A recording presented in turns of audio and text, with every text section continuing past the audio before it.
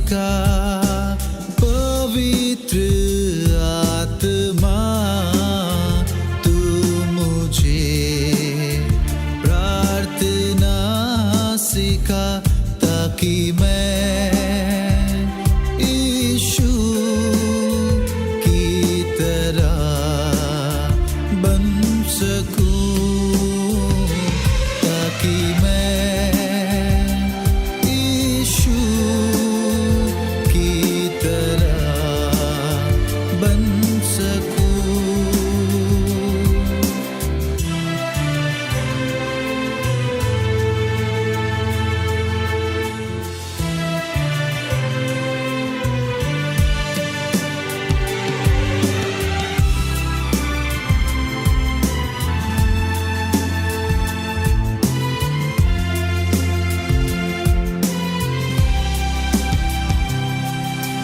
तेरी ही मदद से तो मैं यीशु की राह पर चल सकूं।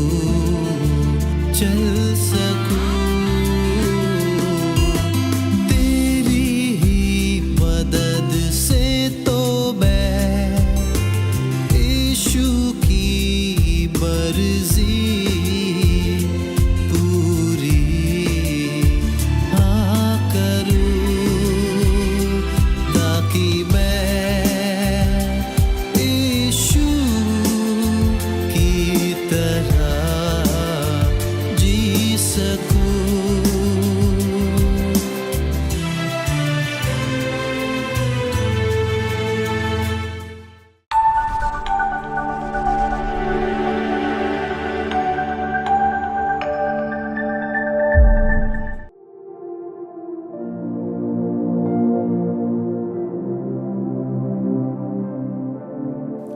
Welcome, dear friends, for the Word of Life program. मेरे प्यारे मित्रों, आपका जीवन के वचन इस कार्यक्रम में स्वागत है। Thank you for joining us with this particular program and hope it will be a blessing to you as you listen. और इस कार्यक्रम में जुड़ने के लिए आप सबका धन्यवाद, और हमारी आशा है कि जब आप इसे सुनते हो तो आप आशीष पाओगे। Thank you for the responses that we are getting from you. और आपके द्वारा जो प्रतिक्रिया हमें मिल रही है उसके लिए धन्यवाद। And so please write down the things that we try to present here. और जो भी चीजें हम यहाँ पे प्रस्तुत कर रहे हैं उसे लिखने की कोशिश करें। And with the mobile, you can take an advantage and take a screenshot of the thing that is written on the board. और मोबाइल का एक फायदा है कि आप उसके द्वारा जो बोर्ड पे लिखा गया है एक स्क्रीनशॉट या पिक्चर ले सकते हो। Today we are going to have episode number 9. और आज हम पाठ क्रमांक 9 को देखने वाले हैं। So therefore, so far we have continued about the creation, the Creator God. अब तक हमने सृष्टिकर्ता परमेश्वर के बारे में देखा, And the goodness of God. परमेश्वर की भलाई के विषय में देखा, And the mercy of God. उसकी दया के बारे में हमने सीखा। And today we are going to have a new subject, and so that's going to be about Jesus, the Anointed One. और आज हम नए विषय की शुरुआत करने वाले हैं, और वो विषय है यीशु मसीह के बारे में जो एक अभिषिक्त है। So this is the title I have presented, Jesus, the Anointed. और ये शीर्षक है यीशु जो अभिषिक्त है या अभिषिक्त यीशु। The word Christ means Anointed One. और मसीह ये शब्द का अर्थ है कि अभिषिक्त। And so he was anointed by the Holy Spirit of God. और पवित्र आत्मा के द्वारा उनका अभिषेक किया गया, And that's why he's called Jesus Christ or Jesus the Anointed One. इसीलिए उसको कहा जाता है यीशु, अर्थात यीशु जो अभिषिक्त है। And so it's a big subject, ये एक बड़ा विषय है, but we are going to study together. और हम इसे एक साथ सीखने जा रहे हैं। And so get ready as we study the anointed person, Jesus. और हम अब तैयार हो जाएंगे इस व्यक्ति के बारे में सीखने के लिए जो अभिषिक्त है। And write down and also take screenshot whatever is convenient for you. जो भी आपके लिए आसान है आप इसे लिख लो या फिर स्क्रीनशॉट ले लो। And so I am trying to present before you Jesus, और the anointed one. और आपके सामने मैं प्रस्तुत करने जा रहा हूँ यीशु जो अभिषिक्त है। You might have heard the word Jesus. आपने यीशु इस शब्द के बारे में या नाम के बारे में सुना होगा। The word Jesus simply means savior. यीशु इस शब्द का सरल अर्थ है कि उद्धार करता है या बचाने वाला। And so Jesus Christ means the savior who is anointed. और यीशु मसीह इस शब्द का अर्थ है एक ऐसा उद्धार करता जो अभिषिक्त है। He has not come to start a religion. वो यहाँ पर धर्म की शुरुआत करने नहीं आए। He came for the universal, that means for everybody. और वे सब लोगों के लिए यानी पूरे जगत में जितने लोग हैं उन सब के लिए आया। And so what is something, let me give something as an introduction to Jesus. और मैं आपका यीशु मसीह के विषय में आपका परिचय करवाना चाहता हूँ। First of all, I would like to present about birth of Jesus. सर्वप्रथम हम उसके जन्म के विषय में देखेंगे। Just like we have in history BC and AD, जैसे हमारे इतिहास में हम देखते हैं BC और ईस्वी सन और मसीह पूर्व की जो काल है, that means he was a historical person. इसका मतलब वो एक ऐतिहासिक व्यक्ति थे। And therefore he is not some imaginary person. इसी के चलते वो कोई ऐसे काल्पनिक व्यक्ति नहीं है। And so what is the birth of Jesus? हम देखेंगे यीशु का जन्म क्या है। First of all, the prophecy of his birth. सर्वप्रथम उसके जन्म के विषय में भविष्यवाणी है। Even before his birth, there was a prophecy that he is going to be born. और उसके जन्म से पहले ही एक भविष्यवाणी थी कि वो उसका जन्म होने वाला है। There was a prophet named Isaiah. Asia नाम के एक नबी थे। So he in his book says something about his prophecy, about his birth. और उनकी किताब में उनके भविष्यवाणी है यीशु के जन्म के विषय में। And he says in chapter 9 यशायाह के 90वें अध्याय में and verse 6, उसके 6वें वचन में he says, to us a child was born. वो कहता है हमारे लिए एक बालक का जन्म हुआ है। And so he was predicting, he was telling about 500 years even before the birth of Christ. यीशु मसीह के जन्म के 500 साल पहले ही उन्होंने उसके विषय में भविष्यवाणी की थी। And so it is not suddenly he was born or he was not born just like any of us, but he was very, very clearly his birth was prophesied. और मसीह यीशु अचानक से ही पैदा नहीं हुए जैसे आप और हम या हमारे जैसे वो पैदा नहीं हुए, लेकिन उनके जन्म से पहले ही उनके आने के विषय में भविष्यवाणी की गई थी। Even the place where he is going to be born was prophesied. और इतना ही नहीं, लेकिन जिस जगह या जिस स्थान में वो जन्म लेने वाले उस स्थान के विषय में भी भविष्यवाणी की गई थी। It's very interesting. और ये बहुत ही दिलचस्प बात है। And there was a prophet, his name is Micah. और मिका नाम के नबी है। And chapter 5 and verse 2. Mika की पुस्तक उसके 5वें अध्याय के दूसरे आयत में हम पढ़ते हैं। And he says where he is going to be born. और वो वहाँ पर बतलाते हैं कि वो या उनका जन्म किस स्थान में होने वाला है। And he is going to be born in Judah, in Bethlehem. और वो बताते हैं कि वो यहूदा में बेतलेहम नाम के उस नगर में जन्म लेने वाले हैं। And so very clearly this prophet predicted or prophesied about the birth of Christ. और बड़ी स्पष्ट रूप से इस नबी ने उसके जन्म के स्थान के विषय में भविष्यवाणी की। It was prophesied he is going to be born. उनके विषय में भविष्यवाणी थी कि उनका जन्म होने वाला है, The place also was prophesied. और उनके जन्म के स्थान के बारे में भी भविष्यवाणी की गई थी। Thirdly, a sign about his birth is also given. और उनके जन्म के चिन्ह के बारे में भी बात की गई है, So that we don't miss Jesus. इसके लिए कि हम उसके जन्म को उसको भूल न जाए। So that we don't think that we don't misunderstand somebody else as Jesus. ताकि हम किसी और को यीशु करके हम गलती से नहीं मान ले। The chapter 7 of Isaiah Asia के 7वें अध्याय में and verse 14.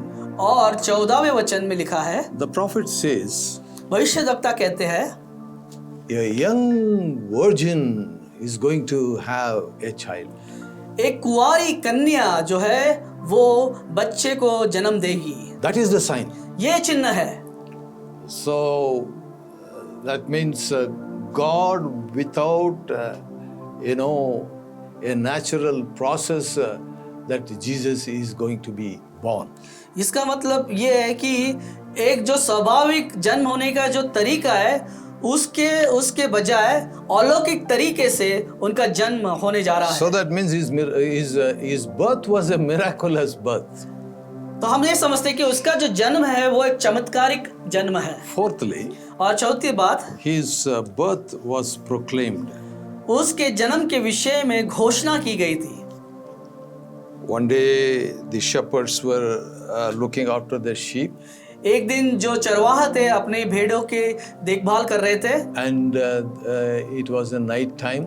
और वो रात का समय था। Suddenly the heaven was opened. और अचानक से स्वर्ग खुल गया।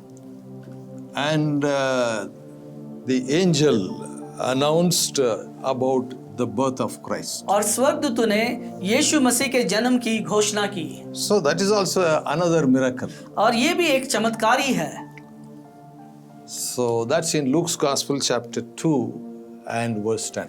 लूका रचित सुसमाचार 2 अध्याय 10वें वचन में हम पढ़ते हैं। We are studying a little bit about the birth of Jesus. हम यीशु के जन्म के विषय में कुछ बातों को यहाँ पर अध्ययन कर रहे हैं। Finally, आखिर में he was born.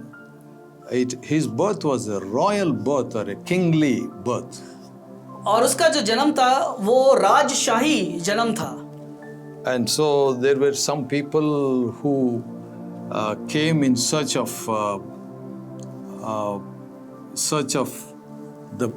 the born baby.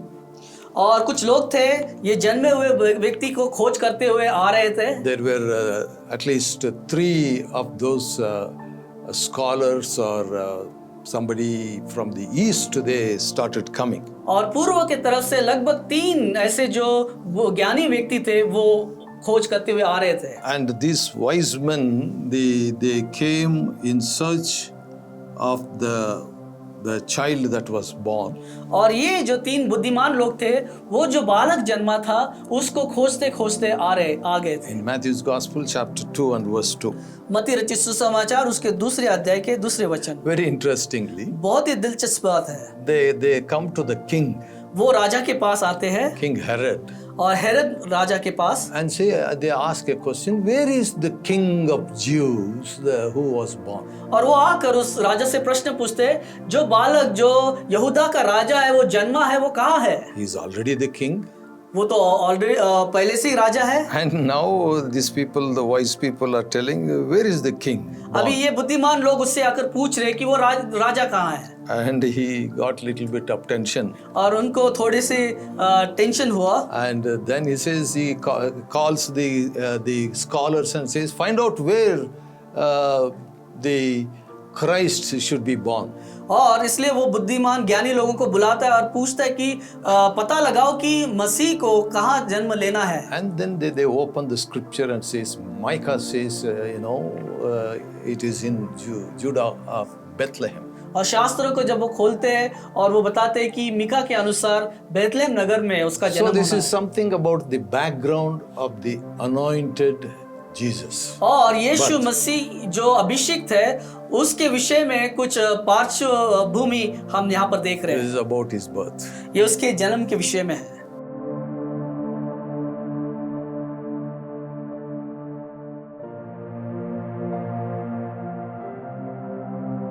We'll continue about the study on Jesus Christ. यीशु मसीह के विषय में हमारा जो अध्ययन है हम उसको जारी रखते हैं। Now we are going to do something about the uniqueness of Christ. अब हम यीशु मसीह की विशिष्टताओं के बारे में देखने जा रहे हैं And how Jesus is different. कि हम देखेंगे कि यीशु मसीह औरों से कैसा भिन्न है। And the word of God is very clear about the uniqueness of Jesus. और यीशु मसीह की भिन्नता के बारे में या विशिष्टता के बारे में परमेश्वर का वचन स्पष्ट रूप से हमें बताता है। By the way, we are continuing the episode number 9. अब हम पाठ क्रमांक 9 को देख रहे हैं। First of all, we read, we wanted to present the uniqueness of Jesus. यीशु मसीह की जो भिन्नता है या विशिष्टता है उसको हम प्रस्तुत करने जा रहे हैं। How he is different. वो कैसे भिन्न है।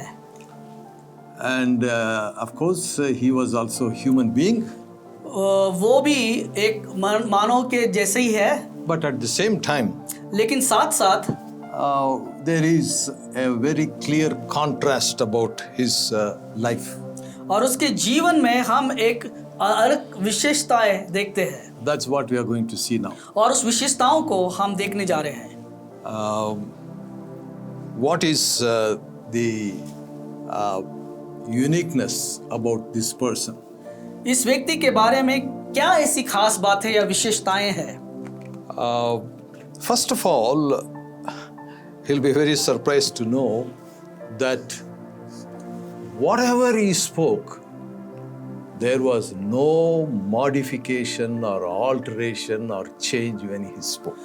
आपको ये बात जानकर आश्चर्य होगा कि उन्होंने जो कुछ भी बातें की है उन बातों को ना काटा गया ना छाटा गया, वो वैसे के वैसे ही आया या उसमें कोई बदलाव नहीं आया। You know, in the computer or laptop, when we use, there is some kind of auto correction we have.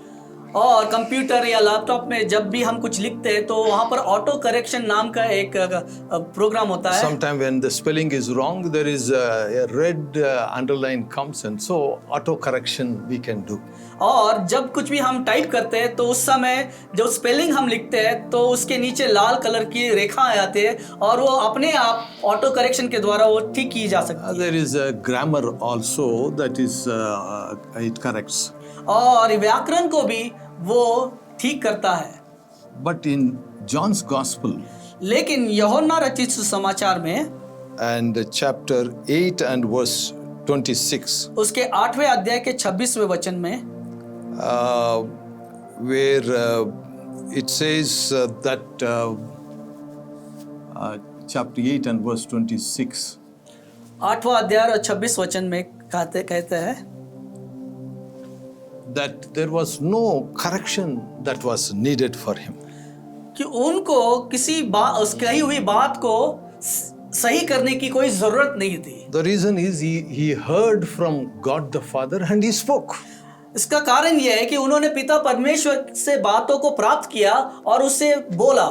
Secondly, when he spoke, he never apologized. और दूसरी बात हम देखते हैं कि जो भी शब्द उन्होंने कहे उसके लिए उन्होंने कभी क्षमा नहीं मांगी।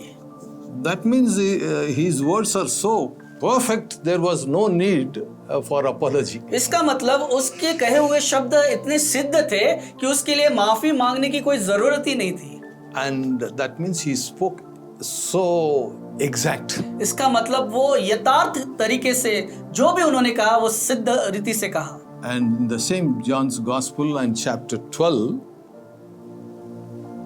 and verse 49, और उसी यूहन्ना रचित सुसमाचार के 12वें अध्याय में 49 वचन में हम पढ़ते हैं, So he did nothing to apologize.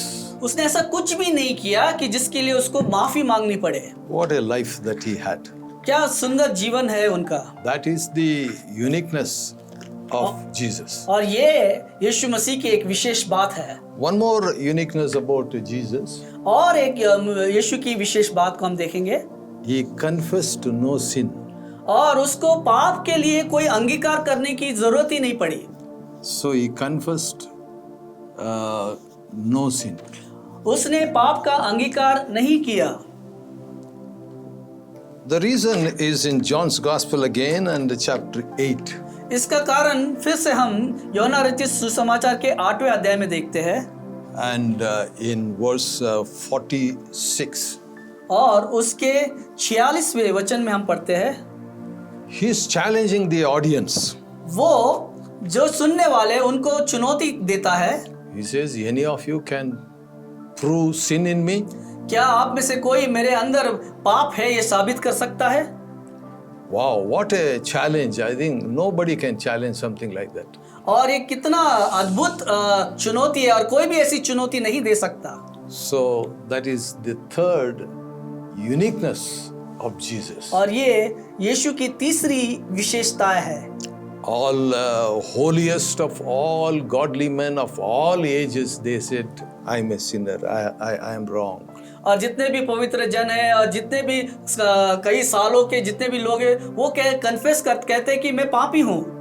And I have met some of the godliest people. और मैं ऐसे कुछ लोगों से मिला जो बहुत ही परमेश्वर के मानने वाले हैं, They had problem with sin. लेकिन उनके अंदर भी पाप को लेकर समस्याएं थी। And the word of God says, all have sinned and come short of the glory of God. और परमेश्वर का वचन कहता है कि सभी ने पाप किया है और परमेश्वर की महिमा से रहित है। But Jesus never confessed sin. लेकिन यीशु ने कभी भी पाप का स्वीकार या अंगीकार नहीं किया। That is the uniqueness of Jesus. ये यीशु की एक विशेष बात है। Fourthly, और चौथी बात, he never sought advice. और उसने कभी भी सलाह नहीं ली। No seeking of advice. उसने कभी भी सलाह लेने की बात नहीं की। Nothing wrong in seeking an advice. और सलाह लेना इसमें कोई गलत बात नहीं है, We all need advice. और हम सबको सलाह की जरूरत पड़ती है। I have a small congregation. मेरी एक छोटी सी कलीसिया है, And before I put something in our group, I ask one or two people, is it okay? Anything you want to say? और कुछ ग्रुप में भेजने से पहले मैं एक या दो व्यक्ति से सलाह लेता और उनसे राय पूछता हूँ कि क्या ये ठीक है। Almost every time I preach, और जब कभी भी मैं प्रचार करता हूँ, whether it is Sunday or any day, चाहे वो संडे का दिन हो या फिर कोई और दिन हो, afterwards I'll go back and call 2-3 of them and say, is there anything positive or negative, something I need to correct? उसके बाद घर जाकर मैं 2 या 3 लोगों को कॉल करता हूँ और पूछता हूँ कि मुझे और कुछ सुधार करना है, क्या अच्छी बात है और क्या गलत बात है। My spiritual father, he had a policy. और मेरे जो आत्मिक पिता है उनका एक नियम था, He will go and listen to his own message. वो जाकर वो अपने खुद के संदेश को सुनते थे, And then he will ask God, is there anything that I need to correct in और this message? फिर वो परमेश्वर से पूछते थे कि क्या प्रभु ऐसी कोई बात है जिसको मुझे ठीक करना है। Sometimes God spoken to him. और कई बार परमेश्वर उनसे बात करते थे, That word you spoke, that was not needed. और परमेश्वर उनको बोलते थे ये शब्द जो आपने बोला ये इसकी कोई जरूरत नहीं थी, And this word that you spoke, that is correct, but the tone that you spoke was wrong. और ये जो शब्द तुमने बोले वो सही शब्द थे, लेकिन जिस प्रकार से तुमने बोले वो गलत था। But Jesus never sought advice. लेकिन यीशु ने कभी भी सलाह नहीं मांगी। That's what again in John's Gospel, chapter 14 and verse 10 says. और यूहन्ना रचित सुसमाचार के 14वें अध्याय के 10वीं आयत में हम इसको बारे में पढ़ते हैं। Because he says, the words that I have spoken are not my words. और उससे कि वो कहता है कि जो शब्द मैंने बोले हैं वो मेरे शब्द नहीं है, It's a word that I hear from my father and I am speaking. और ये वो शब्द है जो मैं पिता से सुनता हूँ और उसे बोलता हूँ। Even the greatest king of wisdom, King Solomon, he sought for advice from others. और जो सबसे महान राजा सुलेमान राजा, उसने भी लोगों से सलाह ली, But Jesus never sought for any advice. लेकिन यीशु ने कभी भी किसी से सलाह नहीं ली। He heard from his father and he spoke. उसने पिता से सुना और उसने उसे बताया। Finally, आखिर में one more uniqueness about this Jesus. यीशु के बारे में और एक विशेषता, He never asked for prayer. उसने कभी भी प्रार्थना के लिए मांग नहीं की। So no prayer seeking. प्रार्थना को कभी उसने नहीं मांगा। We all ask some kind of prayer request. Please pray for me. और हम में से कई लोग ये बात करते हैं कि मेरे पास जरूरत है तो इसलिए मेरे लिए प्रार्थना करना। When my children get sick, I ask please pray for my child. और जब मेरे बच्चे बीमार पड़ते हैं तो मैं प्रार्थना विनती भेजता हूँ कि मेरे बच्चों के लिए Sometimes प्रार्थना करो। when I travel, I ask please pray for me. जब मैं यात्रा करता हूँ मैं प्रार्थना विनती मांगता हूँ। Even the great apostle Paul, he said, pray for me. और महान जो प्रेरित पौल है उसने भी कहा था कि मेरे लिए दुआ करो।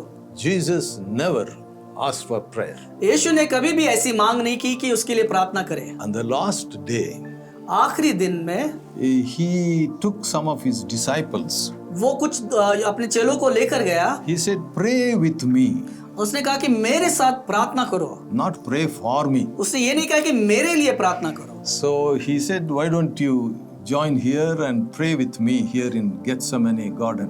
तो उसने कहा कि इस गत्सेमनी बाग में मेरे साथ तुम प्रार्थना करो। But he did not ask to pray for him. उसने ये नहीं कहा कि मेरे लिए प्रार्थना करो। Matthew 26 and 36. मत्ती रचित सुसमाचार उसके 26वें अध्याय के 36वें वचन में हम पढ़ते हैं। These are certain uniqueness of Jesus. और ये कुछ परमेश्वर यीशु की विशेष बातें हैं। Please join with me. Let's pray. आप मेरे साथ जुड़िए, हम प्रार्थना करेंगे। Our Father, हमारे स्वर्गीय पिता, we thank you for the life of Jesus.